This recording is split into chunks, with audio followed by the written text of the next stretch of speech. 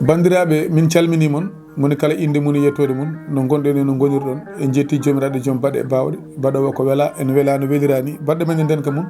ha gartuɗen ɗo hen subaka hande émission sénégal min nomin kewi wiide mum ni liron mbaɗon partage ɓeyɗon kadi wadde abonné nde tawno golle ɗe ko enen ndendi ɗum moni foof ene jogui hen fodde ko yawti ɗum en gartat événement mo ganduɗa ko jayndiyanke biyeteɗo Madiambal Diagne gonɗo toon e dowla France waɗino ɗum posté wiide omo ganduɗa ko kañum woni premier ministre Ousmane Sonko e oɗo saaha koko dogi en yalti leydi ndi ko wiide Ousmane Sonko e oɗo saaha premier ministre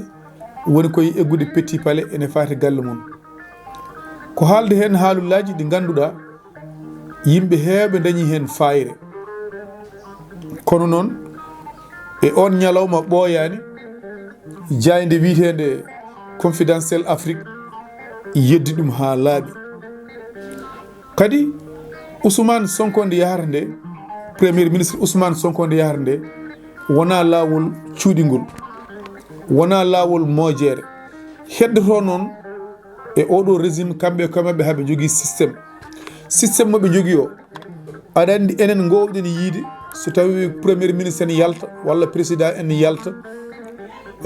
mbaadi gouvernement o pop jolnete avion nawe haadi noon ngal ɗo ɗanngal jiidani e ɗen ɗanle mataw ko won rendez-vous ji jogodiraɗi ko ɗum woni mana ko humtoyte mboɗo sikki jarani wuuko waka kewɗo kadi ɗanngal ngal ganduɗa ministre des finances ene yaadi e premier ministre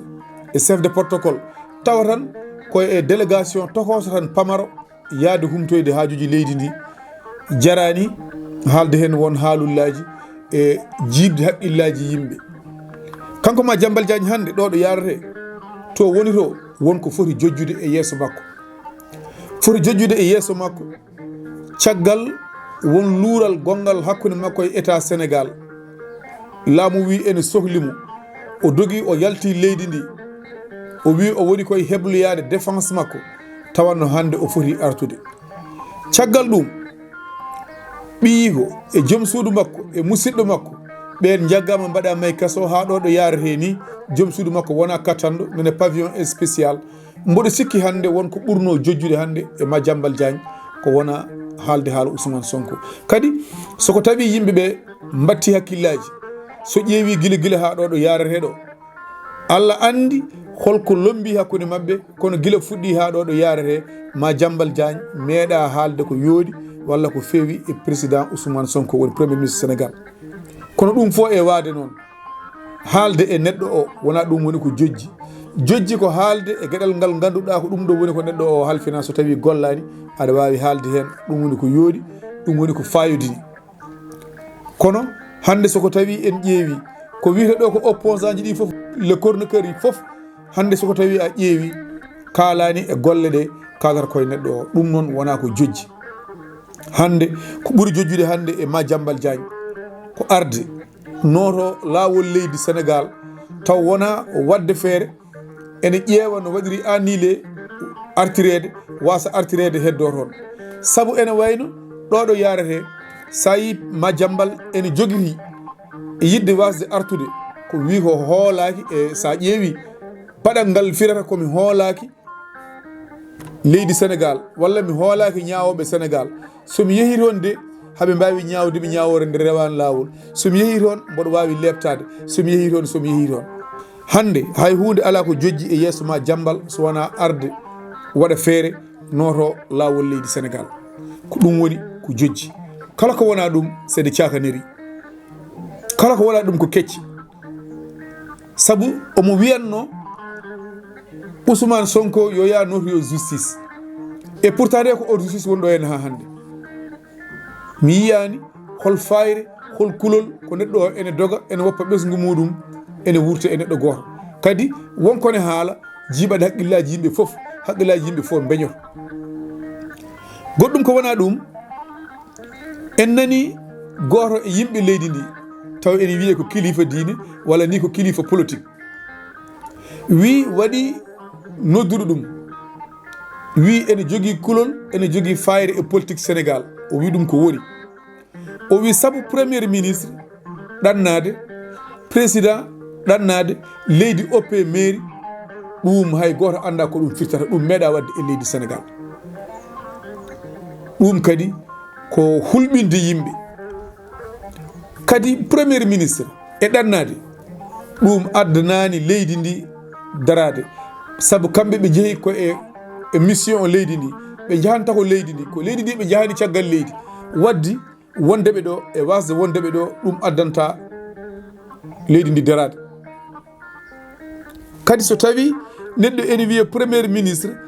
e président so ɗannudima holmo goppita leydi bandiraɓe ɓooyani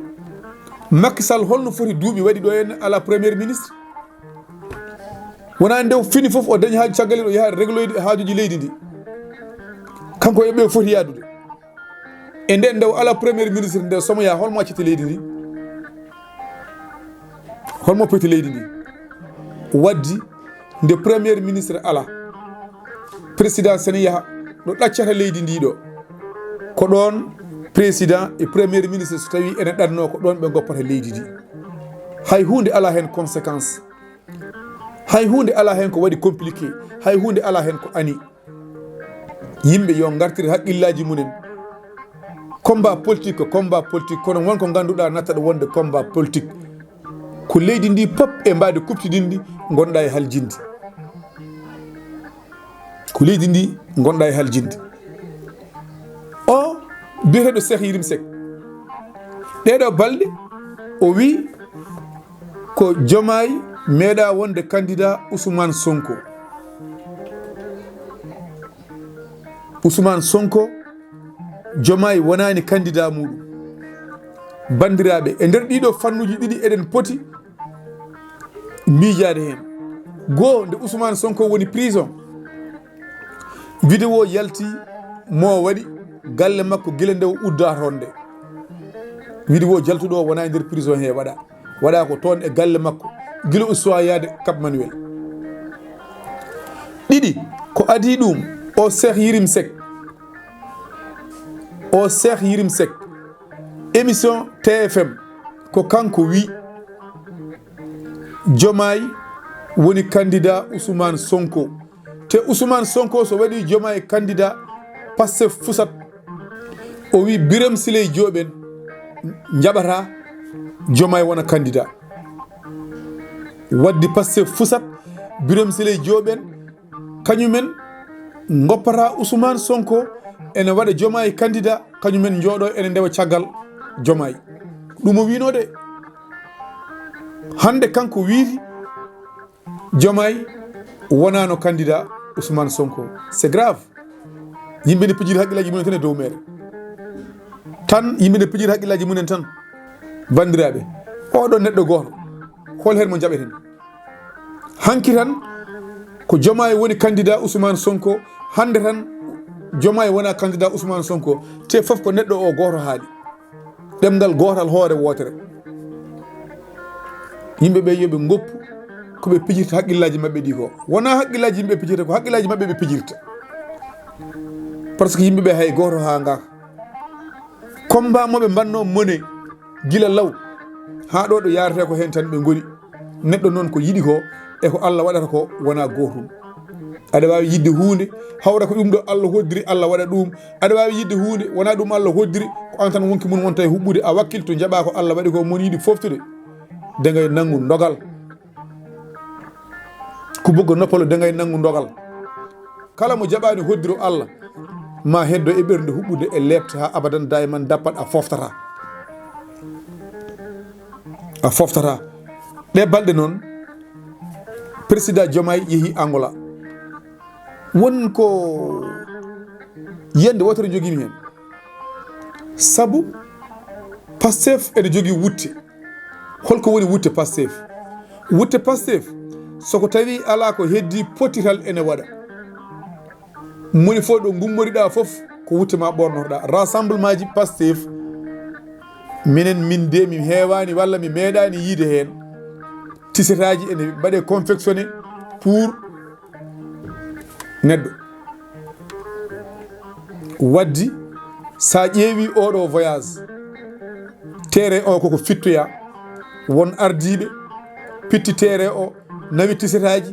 dokki yimɓe kañumen gandi no mbaɗiri organisé beele so tawi président Diomaye ari ene wiye président Diomaye tawa hande ɗo ɗo yarete haɓe jogui fayre ma woɗɗo Diomaye fawi koyngal muɗum ene wawi nandi hen ko welani ɗum waddi en duttima eko mbiyanoɗen ko mbiyanoɗen en jaadani ko en duttima hen eɗen poti fawde balo less ko wona ɗum hande ɗo ɗo yarete kala neɗɗo bawɗo nannude e haqqille président Diomaye maw dañ succès maw dañ inde maw dañ wune maw dañ kala maw dañ doole caggal parti Pastef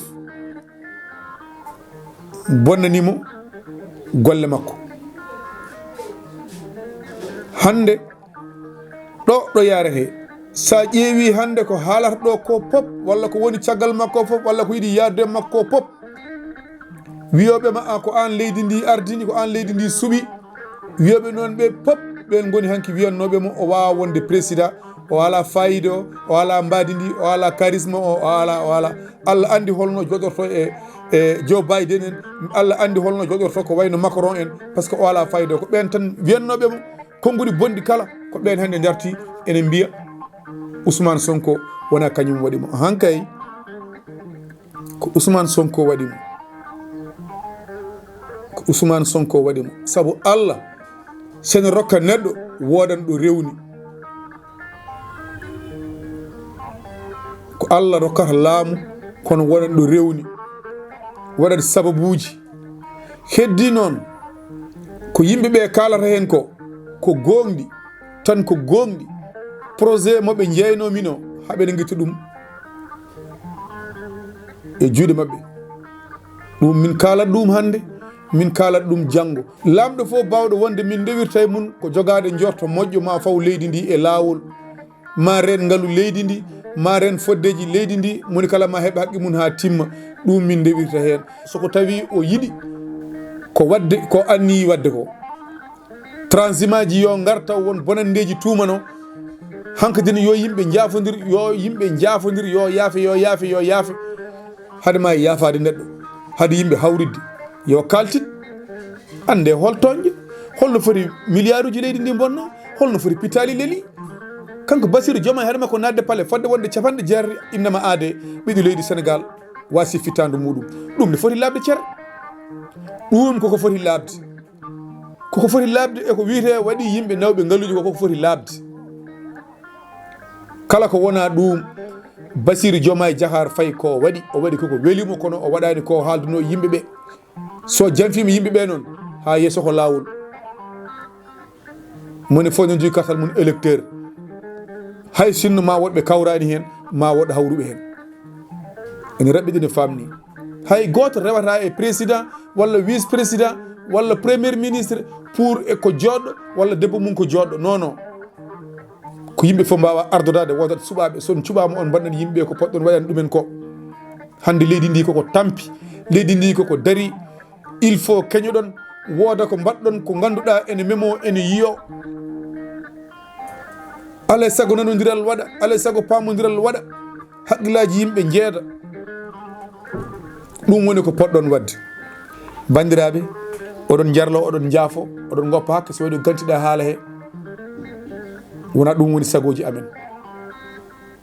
Allah jarama on jarama Windere TV Le Monde en miniature.